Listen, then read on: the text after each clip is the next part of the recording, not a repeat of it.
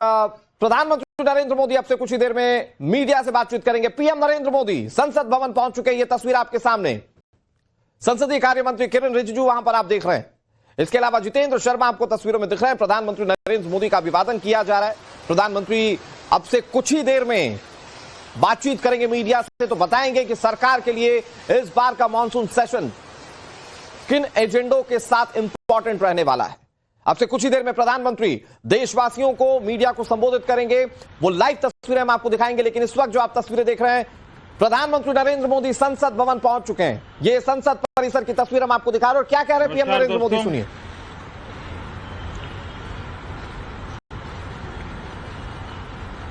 Monsoon सत्र में आप सभी मीडिया जगत के लोगों का स्वागत है। साथियों, मॉनसून नवीनता और नवसर्जन का प्रतीक है और अब तक जो खबरें मिली हैं, देश में मौसम बहुत ही अच्छे ढंग से आगे बढ़ रहा है। कृषि को लाभदायक मौसम की खबरें हैं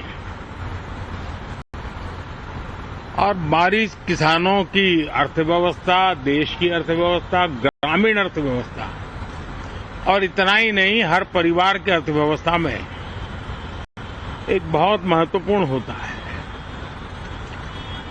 अब तक जो मुझे जानकारी दी गई है, उस हिसाब से पिछले 10 वर्ष में जो पानी का भंडार हुआ है इस बार, वो करीब करीब 3 गुना हुआ है, जिसका आने वाले दिनों में भी देश के अर्थतंत्र को बहुत लाभ होगा। साथियों, ये मॉनसून सत्र राष्ट्र के लिए ये बहुत ही गौरवपूर्ण सत्र है। ये मॉनसून सत्र राष्ट्र के लिए एक अपने आप में विजयोत्सव का रूप है।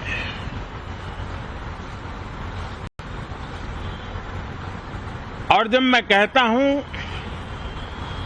कि सत्र राष्ट्र गौरव और विजयोत्सव का सत्र है, तो सबसे पहले तो मैं पहली बार इंटरनेशनल स्पेस स्टेशन पर भारत का तिरंगा झंडा वहां लहराना, ये हर देशवासी के लिए गौरव की पल है। देश में साइंस टेक्नोलॉजी के प्रति, इनोवेशन के प्रति नया उमंग और उत्साह भरने वाली ये सफल यात्रा रही है। और पूरे संसद, लोकसभा, राज्यसभा, दोनों सदन देशवासी जिस गौरव का अनुभव कर रहे हैं, उसमें एक स्वर से जुड़ेंगे, एक स्वर से इसका यशगान होगा, जो भारत को अंतरिक्ष में नई ऊंचाइयां पर पहुंचाने वाले जो भावी कार्यक्रम है, उनके लिए भी प्रेरक बनेगा, प्रोत्साहक बनेगा। साथियों, ये मॉनसून सत्र एक विजयोत्सव है। पूरी दुनिया ने भारत की सैन्य शक्ति का,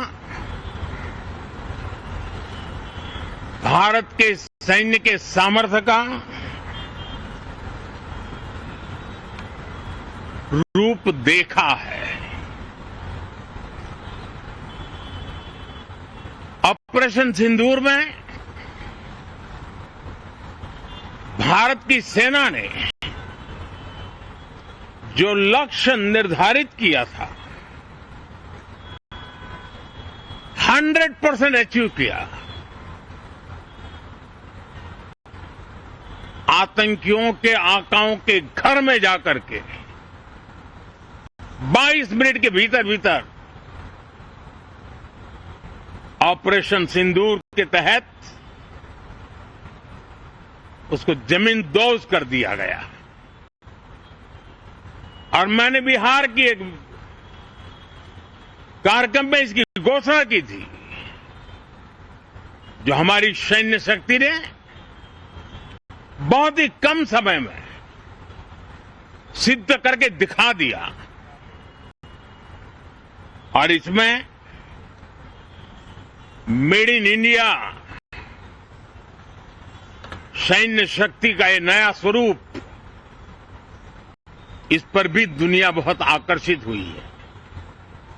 इन दिनों विश्व के जिन जिन लोगों से मिलना होता है तो भारत के इस मेड इन इंडिया जो औजार तैयार हो रहे हैं उसके प्रति दुनिया का आकर्षण बढ़ रहा है। मुझे विश्वास है कि जब सदन इस विजयोत्सव को एक स्वर में विजय के भाव से इस सत्र के दरमियान उन ओजस्वी तेजस्वी भावनाओं को प्रकट करेगा तो भारत की सैन्य शक्ति को बल मिलेगा, प्रोत्साहन मिलेगा,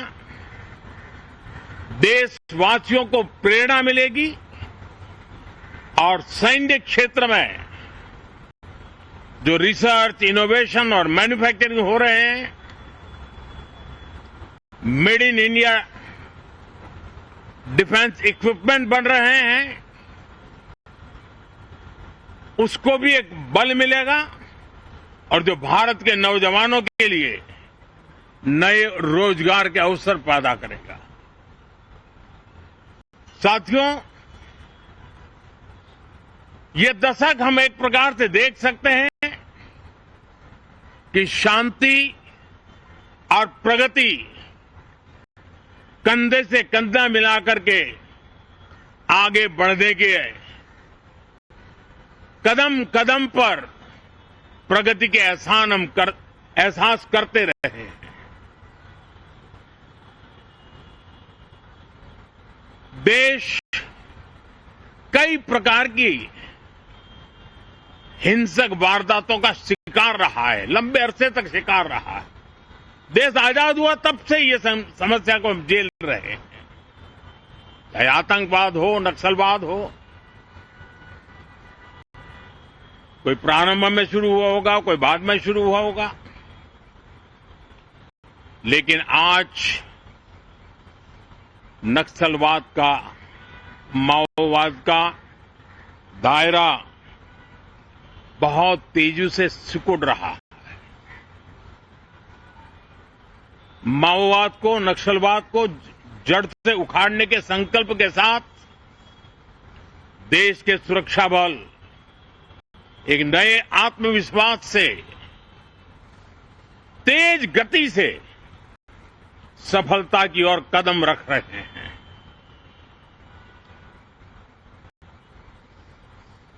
और मैं गर्व से कह सकता हूं,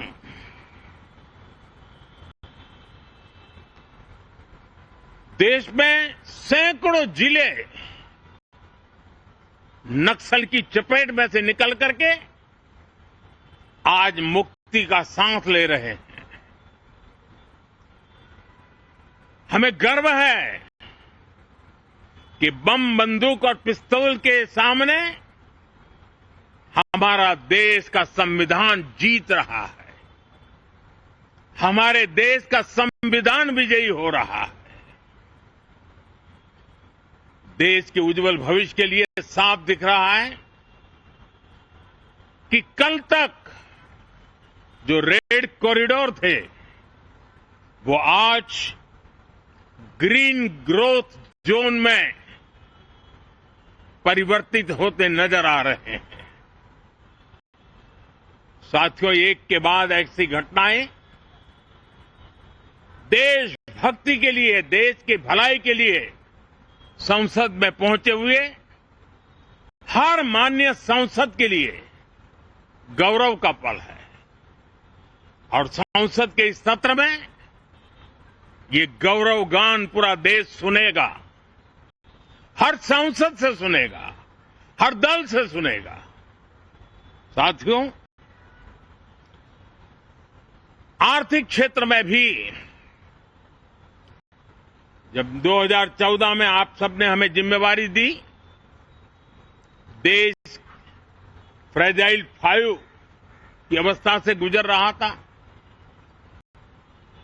2014 के पहले वैश्विक अर्थव्यवस्था में हम 10वें नंबर पर थे और आज भारत तेज गति से दुनिया की तीसरे नंबर की अर्थव्यवस्था बनने की दिशा में आगे बढ़ रहा है, दरवाजे पर दस्तक दे रहा है। इन दिनों 25 करोड़ गरीबों का गरीबी से बाहर निकलना, जिसको विश्व की अनेक संस्थाएं सराहना कर रही है। देश में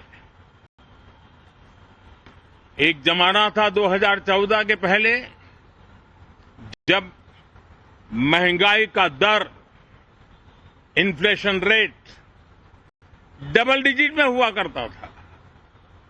आज 2% के आसपास आकर के देश के सामान्य मानव के जीवन में राहत बन गया है, सुविधा बन गया है। लो इन्फ्लेशन के सामने हाई ग्रोथ एक अच्छे विकास यात्रा की दिशा है। साथियों, डिजिटल इंडिया,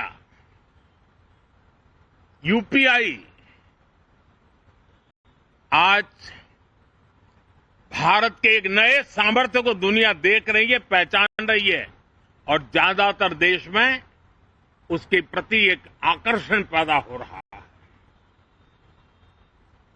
यूपीआई ने फिनटेक की दुनिया में अपने एक नाम कमाया है। रियल टाइम डिजिटल ट्रांजैक्शन दुनिया में सबसे ज्यादा हो रहे हैं। दुनिया में जितने हो रहे हैं, अकेले भारत में उससे ज्यादा हो रहे हैं।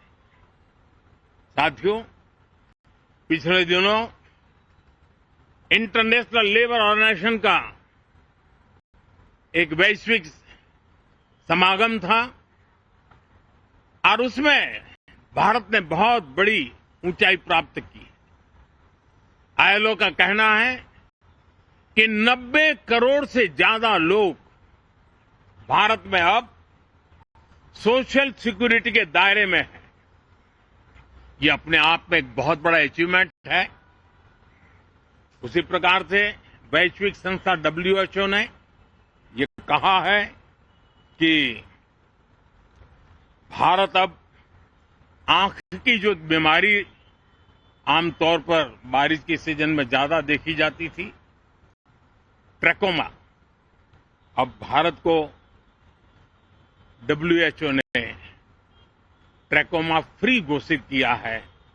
तो आरोग्य के क्षेत्र में भी ये अपने आप में एक महत्वपूर्ण भारत के लिए सिद्धि है।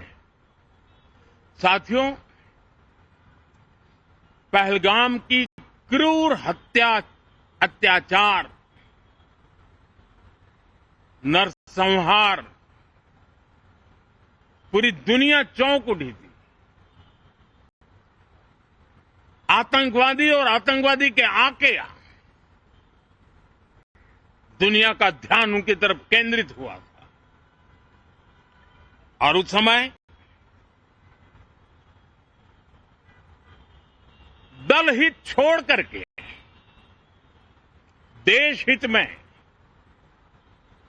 हमारे ज्यादातर दलों के प्रतिनिधि, ज्यादातर राज्यों के प्रतिनिधि विश्व भ्रमण किया, दुनिया के अनेक देशों में गए और एक स्वर से दुनिया के सामने आतंकवादियों का आका पाकिस्तान को बेनकाब करने का एक बहुत सफल अभियान चलाया। मैं आज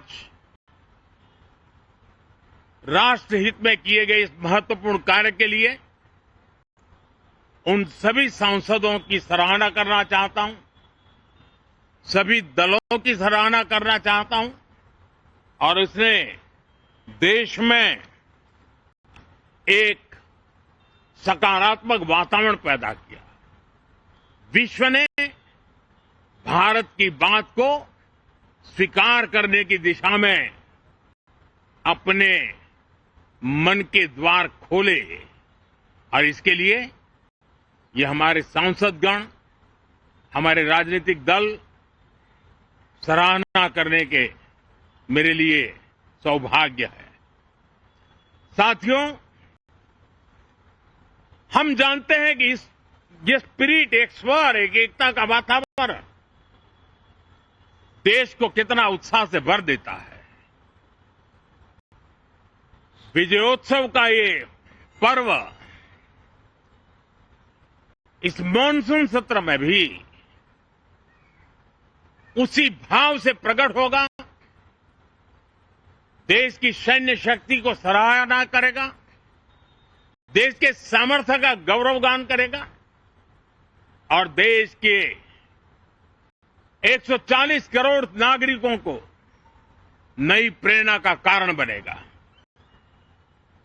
मुझे विश्वास है कि हम सब मिलकर के डिफेंस के क्षेत्र में आत्मनिर्भर होने के इन प्रयासों को बल दें, सेना के सामर्थ्य की सराहना करें और मैं आज देशवासियों के सामने जरूर कहूंगा और देश के राजनीतिक दलों से भी कहूंगा कि देश ने एकता की ताकत देखी है, एक स्वर का सामर्थ्य क्या होता है देखा है। तो सदन में से भी सभी माननीय सांसद उसको बल दें, उसको आगे बढ़ाएं और मैं जरूर कहूंगा राजनीतिक दल अलग अलग हैं, हर एक का अपना एक एजेंडा है, अपनी एक भूमिका है, लेकिन मैं इस वास्तविकता को स्वीकार करता हूं कि दल हित में मत भले न मिले, लेकिन देश हित में मन जरूर मिले।